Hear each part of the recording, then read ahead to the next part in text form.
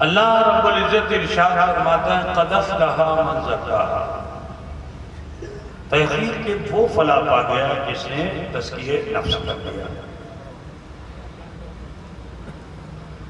اللہ تعالیٰ نے انسان کو بڑی عزت و شرافت کے ساتھ پیدا کیا، اور اس انسان کو اللہ تعالیٰ نے اشرف المخلوقات بنایا، اور اسی پہ بس نہیں، خلیفۃ اللہ بھی بنایا، اپنی نعمت بھی دے دی۔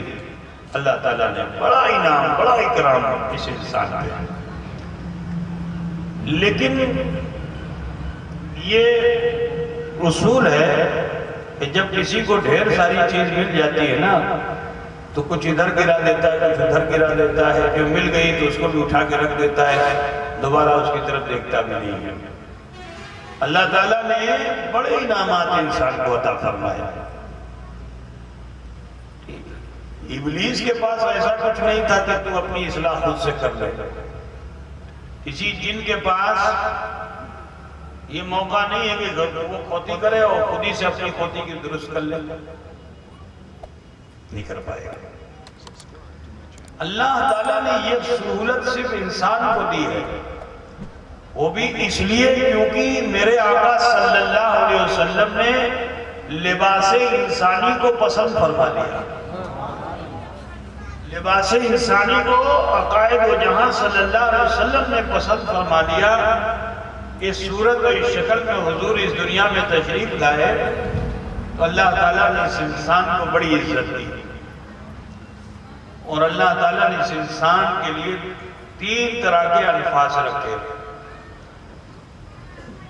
ایک ہے جو نیکی کی طرف آمادہ کرتا ہے، من میں 3 طرح کا خیال آتا ہے۔ ایک نیکی، ابھی جیسے مولانا شاہ جہاں آپ دین کی دعوت دے رہے تھے، اردو مشن کی ترقی کی دعوت دے رہے تھے، تو بہت سے لوگوں کے دل میں خیال آیا ہوگا 10 ٹکا دیبو کی دیبو نا، 5 ٹکا دیبو کی دیبو نا، ہے نا؟ دل نیکی کی طرف آمادہ کرتا ہے۔ پھر وہی ایک دوسرا نفس ہے جو روکتا ہے، ارے چھڑے دے پورے قریبے میں۔ آپ سمجھ رہے ہو نا، آپ ہی کے انداز میں بولنا چاہتے ہیں۔ من کہتا ہے پوری لے لے، لیکن دل کیا کہتا ہے؟ چھڑ پوری قریبے میں۔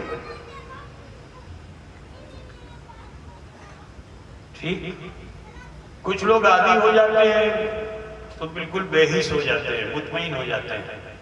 اب لاکھ آپ دین کی دعوت دو، انہیں راستہ سیدھا دکھاؤ، مانے گا نہیں، ہے نا؟ مثال کے طور پر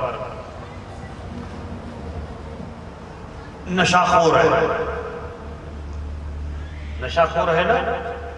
آپ کے سماج میں اس وقت بہت تیزی سے نوجوان نشہ خوری کی طرف بڑھ رہے ہیں۔ انہیں روکنا چاہیے، انہیں روکنا چاہیے، ان کو روکنا بھی چاہیے، انہیں روکنا بھی چاہیے، ہے نا؟ بہت زیادہ تو اب وہ عادی ہو چکا ہے، وہ اپنے نشہ کرنے میں عادی ہو چکا ہے، تو من بولتا ہے کہ چھوڑ دو، لیکن وہ عادی ہو چکا ہے تو پھر مجبور ہو کے اسے وہ کر رہا ہے نا؟ لیکن اللہ تعالیٰ نے انسان کو بہت ول پاور بھی دیا ہے، انسان کی قوت ارادی کو اللہ تعالیٰ نے بہت مضبوط کیا ہے۔ اگر یہ انسان چاہے تو اپنی چاہت کی بنیاد پہ یا آسمان کے ستاروں کو بھی اپنے دامن میں کر سکتا ہے، محاورہ ہے۔ آج آپ دیکھ رہے ہو کہ زمین پر رہنے والا یہ انسان جب چاہ لیتا ہے تو چاند میں کھیتی کرنے کی سوچتا ہے، باڑی بنانے کی سوچتا ہے، چاندی نہیں منگل گرہ پہ بھی پہنچ جاتا ہے انسان۔ اللہ تعالیٰ نے اس انسان کے اندر ایسی خوبی اور صلاحیت رکھی ہے، لیکن وہ انسان ناکام ہے کہ جو اپنے خراب عمل میں رہ کر کے اور اسی میں جیون گزار دے، وہ ناکام ہے۔ کامیاب وہ انسان ہے کہ جو اپنی کمیوں کی اصلاح کرتا چلا جائے، اپنی کمیوں کی اصلاح کرتا چلا جائے، برا ہے تو اچھا بنے، اچھا ہے تو اور اچھا بنے، وہی کامیاب ہے۔ اسی کے لیے اللہ تعالیٰ نے قرآن پاک میں فرمایا لقد کرمنا بنی آدم، تحقیق کہ ہم نے بنی آدم کو مکرم کر دیا۔ کیوں کیا؟ اب یہ مکرم تو ہو گیا لیکن لوٹے گا کب؟ اس تکریم و عزت کے ساتھ کب لوٹے گا؟ کہ جب وہ اپنے اس تاج کے دھولا کو مٹا دے، اس کو سیس کر دے، تو جب وہ سیس کر دے گا تو چمک باقی رہے گی، اب جب چمک باقی رہے گی تو اللہ فرماتا ہے اِنَّ أَكْرَمَكُمْ عِنْدَ اللَّهِ أَتْقَاكُمْ، کہ بے شک تم میں زیادہ مکرم ہے اللہ کے نزدیک جو زیادہ متقی اور پرہیزگار ہے۔ عزیزو، میں آپ کو بتانا چاہتا ہوں، ایک بہت بڑے بزرگ ہیں، ان کا نام ہے حضرت مالک ابن دینار رضی اللہ تعالیٰ عنہ۔ نام سنا ہے آپ لوگوں نے؟ علماء سے سنا ہوگا الحمدللہ، اس علاقے میں تو بہت علماء ہیں۔ مالک بن دینار یہ بڑے متقی، اللہ سے ڈرنے والے ہیں۔ ایک ہوتا ہے خوف اور ایک ہوتا ہے خشیت۔ تو مالک بن دینار وہ تھے کہ جن کو تو اللہ نے بے خوف بنا دیا تھا۔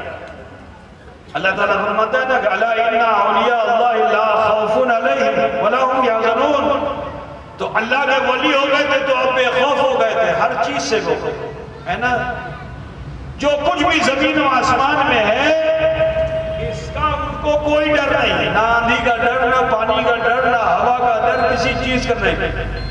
یہ بے خوف ہو گئے لیکن بے خشیت نہیں ہوئے۔ یہ بتانا چاہتا ہوں، ایک ہوتا ہے دونوں میں، خشیت دونوں میں، ٹھیک ہے نا؟ بے خوف ہو گئے تھے، اللہ والے بے خوف رہتے ہیں لیکن خشیت میں کمی نہیں ہوتی ہے۔ خشیت کہتے ہیں تقوی کو، پرہیزگاری کو، پتہ تو بجھتے چھنے بابا، پرہیزگاری کو، اس کو بولتے ہیں خشیت۔ تو یہ خشیت جو ہے، خشیت الہی ان کے دلوں میں کوٹ کوٹ کر بھرتی چلی جاتی ہے اور اس میں وہ بڑا کمال پیدا کر لیتے ہیں۔ تو میں حضرت مالک بن دینار رضی اللہ تعالیٰ عنہ کا واقعہ آپ کے سامنے رکھ رہا ہوں، اسے سنو۔ حضرت مالک بن دینار ایسے بزرگ تھے کہ اپنے دور میں عرب اور عجم، یعنی جو عربی تھا وہ بھی، جو غیر عربی تھا وہ بھی، سب آپ کی بڑی عزت کرتے تھے، سب آپ کا بڑا احترام کرتے تھے، اور لوگ جگ در جگ آپ کی محفلوں میں جمع ہوتے تھے اور آپ کے دامن سے وابستہ ہو کے مرید بھی ہو جاتے تھے۔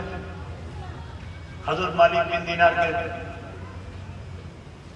بڑا احترام آپ کا، حالت یہ ہے کہ جوتا آپ کا، جوتا اتار دیں تو اس کو اٹھا کے لوگ سر پہ رکھ لیں، آپ اپنا رومال کسی کو دے دیں تو اس کو بڑی عزت کے ساتھ چومے چاٹے لے کے جائے۔